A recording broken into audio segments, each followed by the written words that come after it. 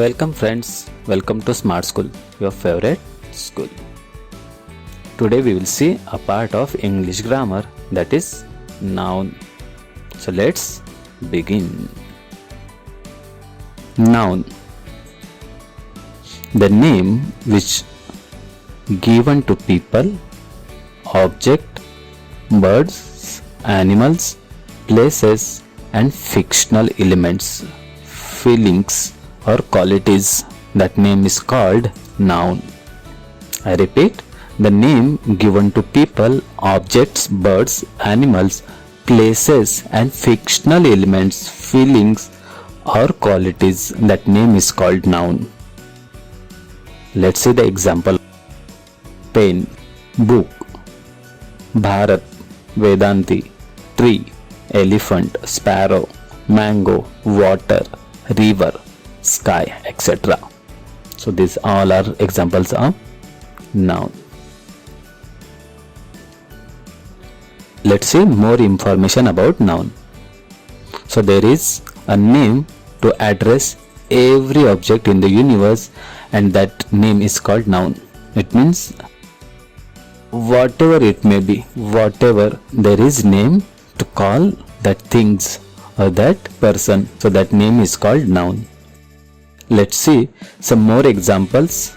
We will clear your basic idea.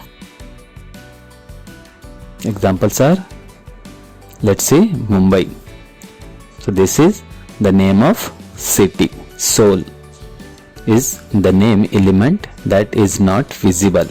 Nature is the name of quality.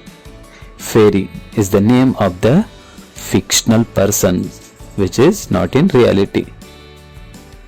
So in short, the name is given to a living or non-living, visible or invisible, or imaginary elements, emotions, things or property is called noun.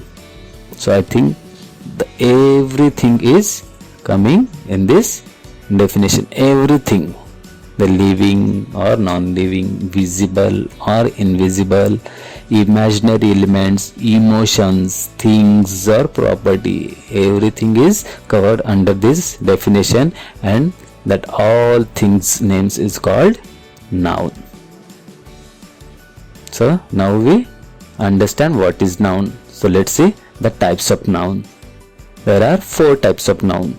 First one is common noun, second proper noun, third collective noun, and fourth one is abstract noun.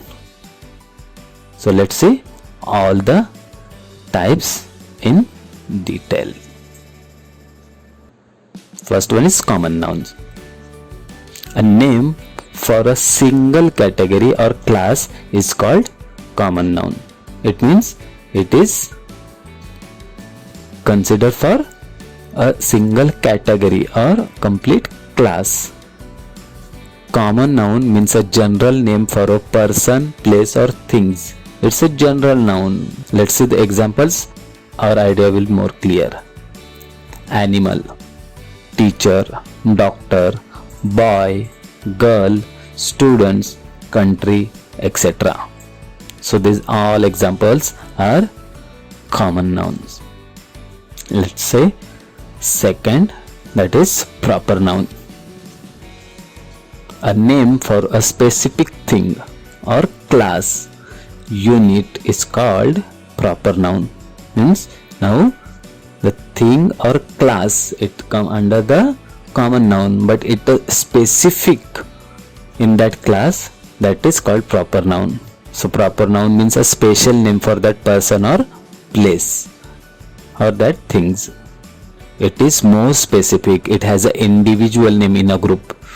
It means it's a specific name or for that member from in any groups. It's an individual name. Let's see the example of that. Akash, SS High School. Means there are so many high schools, but it's a specific SS High School. Bharat, there are so many countries, but it's a specific Bharat. Maharashtra, there are several states in India, but it's a specific Maharashtra. Moha village, it's a specific village, its name is Moha. So all are examples of proper nouns. Then third one is collective noun, a specific name for a group of things. Again, it's a specific, but still it is considered for a group of things or people, or a class is collective noun. A specific name for a group of things, people and class is called collective noun. Let's see the example. Before that, we will see more information about that. Collective noun means a special name for a group of person, places, things or collection. It is more specific. It has an individual name in a group or class. Example, army.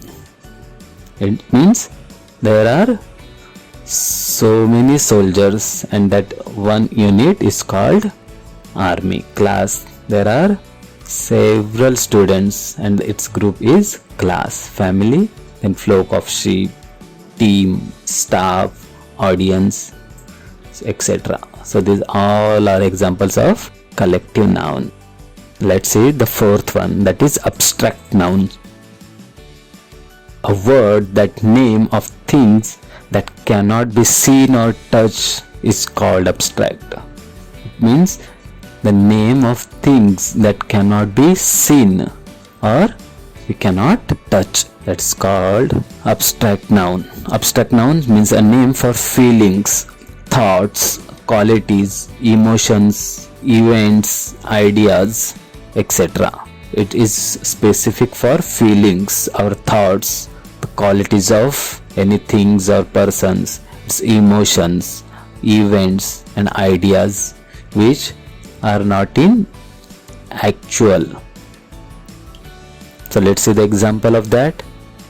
Fear means this is not anything which we can catch in our hands or we can touch it. It's a fear, means this is emotion. Peace, honesty, joy, faith, death, knowledge, birthday. Birthday, it's a event.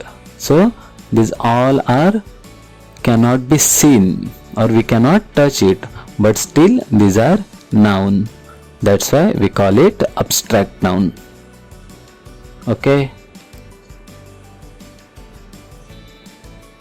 Out of these four, some other types of nouns, that is countable noun and uncountable noun. These are subtypes. So note, type of these nouns are depend on the use in the sentence. Means how they are used in a sentence, according to that its type are depend.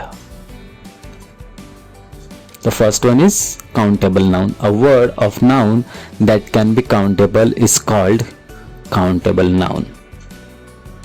These nouns have in forms singular as well as plural.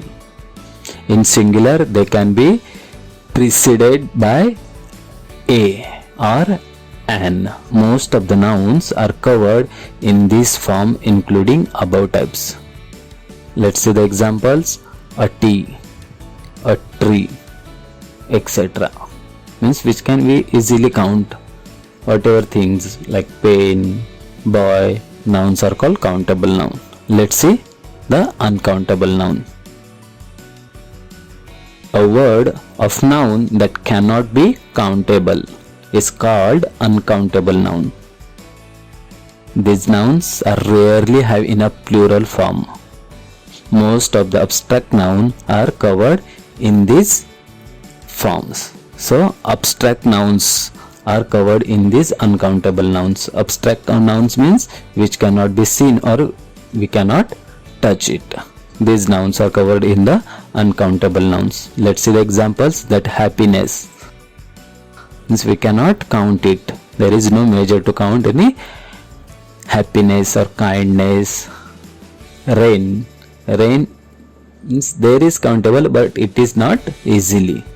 Flower, some, tea, etc. like stars. So these are the uncountable nouns. Okay,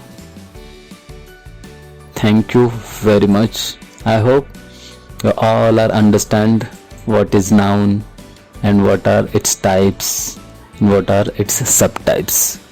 If you like this video, then please smash the like button and please share with your friends. Also subscribe our channel to watch such more videos. Thank you very much. Thanks a lot.